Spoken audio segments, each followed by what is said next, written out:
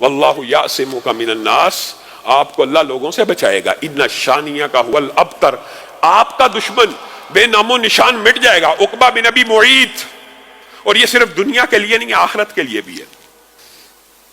بہت بڑا سخی تھا. جب بھی مکہ آتا تھا سفر سے کھانا پکاتا. یہ عربوں کی ایک عادت تھی سخاوت کی بھی. اچھی صفات میں سے ایک صفت یہ بھی پائی جاتی تھی، جب بھی آتا تھا لوگوں کی دعوت کرتا تھا، کھانے پکاتا تھا. یہاں پہ آج سفر سے آیا تو کھانا پکایا.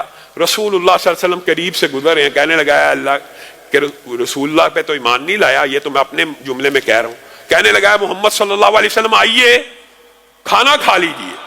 رسول اللہ صلی اللہ علیہ وسلم نے کہا میں عقبہ تیرے پیچھے پڑا ہوں. مفہوم یہ ہے میں تب تک تیرے گھر سے کھانا نہیں کھاؤں گا جب تک تو اسلام قبول نہیں کرے گا. یہ نبیوں کی ایک خاص، یہ نبیوں کا ایک ظرف، یہ نبیوں کی ایک چاہت اور خواہش ہوتی ہے کہ ہر بندے کو جہنم سے محفوظ بنا. یہ نبیوں کا کام ہے. اور اس کے بعد امت محمدیہ کے ذمے یہ کام لگا ہے کہ لوگوں کو جہنم میں پھینکنا نہیں ہے. تو جہنمی ہو گیا، تو کافر ہو گیا، تو بے ایمان ہے، تو صحیح عبادت نہیں کرتا، تیرا یہ عمل کمزور ہے.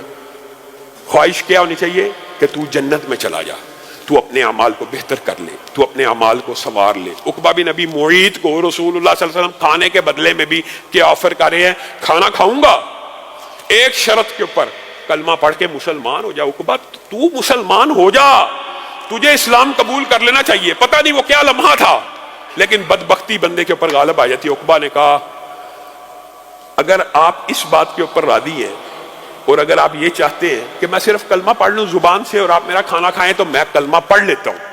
کلمہ پڑھا. رسول اللہ صلی اللہ علیہ وسلم نے کھانا کھا لیا. کھانا کھا کے نکلے. اس کا جگری یار ابی بن خلف آ گیا اور آ کے کہنے لگا عقبہ میں نے سنا تو بے دین ہو گیا. یہ جو جاہلیت کا تانا آج بھی معاشرے میں بڑا عام ہے، اپنے باپ دادے کے دین سے ہٹ گیا ہے. وہ جو 70 سال جس طرح نمازیں پڑھی تھی وہ چھوڑ دی ہیں، وہ کیا ضائع ہو گئی ہیں؟ اب نئے طریقے سے پڑھنا شروع ہو گیا ہے. یہ تانا انسان کو بہرحال ہلا کے رکھ دیتا ہے. کہنا شروع بے دین ہو گیا، کلمہ پڑھ لیا.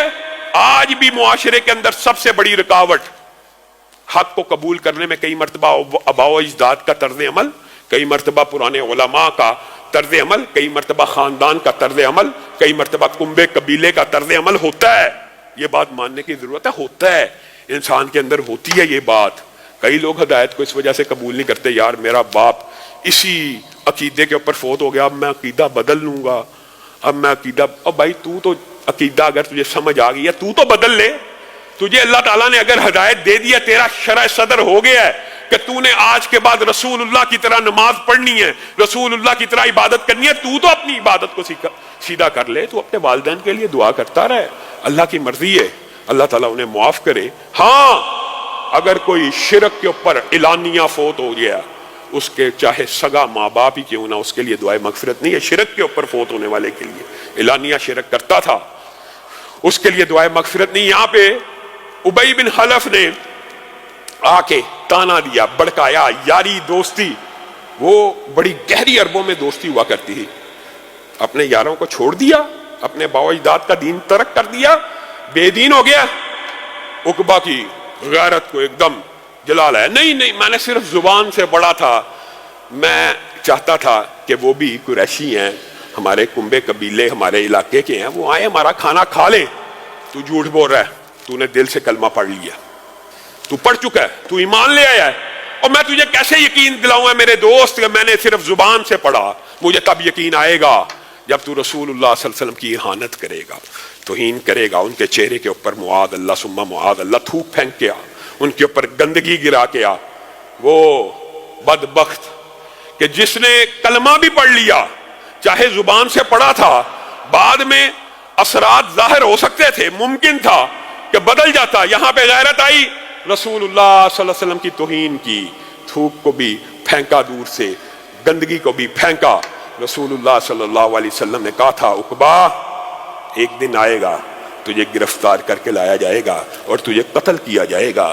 اور یاد رکھی عقبہ، تو نے جو حرکت کی ہے تیری سزا شریعت محمدیہ میں یہ ہے کہ تو جہاں مجھے مکہ کے باہر کبھی ملے گا تو میں تجھے قتل کر دوں گا. آپ کو پتا بدر کے اندر صرف ایک آپ کے سامنے بدر کا واقعہ رکھا تھا, یہ واحد تھا جس کو قتل کر دیا گیا اس اہانت اور توہین اور یہ اللہ کے حکم کی وجہ سے اس سے بدلہ لیا گیا.